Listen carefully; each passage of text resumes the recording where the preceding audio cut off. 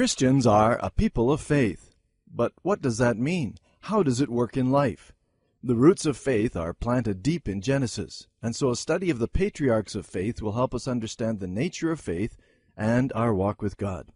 Thanks for joining me for what I believe will be a most interesting and instructive Bible exploration. In this series, we'll examine the Genesis records about Abraham, Isaac, Jacob, and Joseph in a journey of faith with the patriarchs.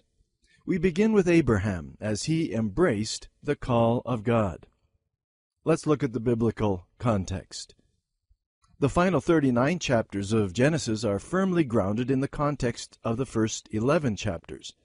Those 11 chapters provide us with many essential truths about the cosmic context in which we find ourselves, about humanity's beginnings and tragic failings, and about our Creator God who remains passionately active in the whole scene. Genesis 1 through 11 especially raises the sin problem, man's greatest and most crucial core issue. As we turn a biblical corner at chapter 12, we are introduced to the solution. Abraham is the beginning of God's solution to this problem. Through this one man would come the Redeemer who would reconcile humanity back to God again. So the final paragraph of chapter 11 places Abraham's call to follow God against a cosmic background. The same God who calls creation into being is the same God who now calls the community of faith into being. Let me quote Walter Brueggemann, to whom I am deeply indebted for many insights into the book of Genesis. He said, "The one who calls the worlds into being now makes a second call.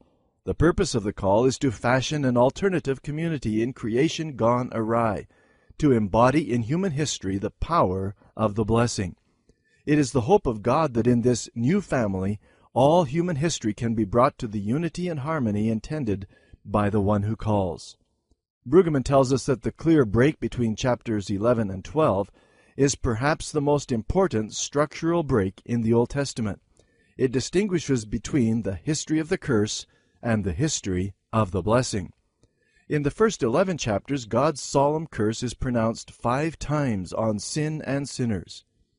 But when we come to chapter 12 and Abraham, God pronounces a 5-fold blessing on Abraham. God begins his great work of calling people to a faith relationship with him, marked by blessing. And there's another contrast with the earlier section of Genesis. Compare the 5 self-assertions of Yahweh spoken here to Abram with the destructive self-assertions of Adam and Eve.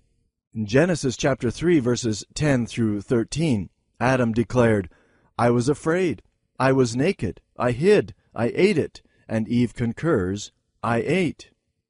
Genesis 12, verses 2 and 3, we see God beginning the reversal of man's situation, as God says, "I will make you, I will bless you, I will make your name great, I will bless those, and I will curse those."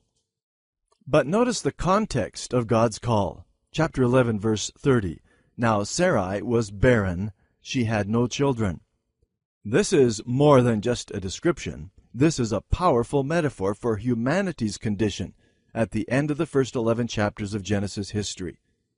But barrenness, as Brueggemann points out, is not only the condition of hopeless humanity. The marvel of biblical faith is that barrenness is the arena of God's life-giving action. The God of the Bible, Yahweh, doesn't depend on anyone or anything. He starts with nothing. He creates ex nihilo. He works well, we can say, best, in barren situations. George Mueller said, "Faith does not operate in the realm of the possible. There is no glory for God in that which is humanly possible.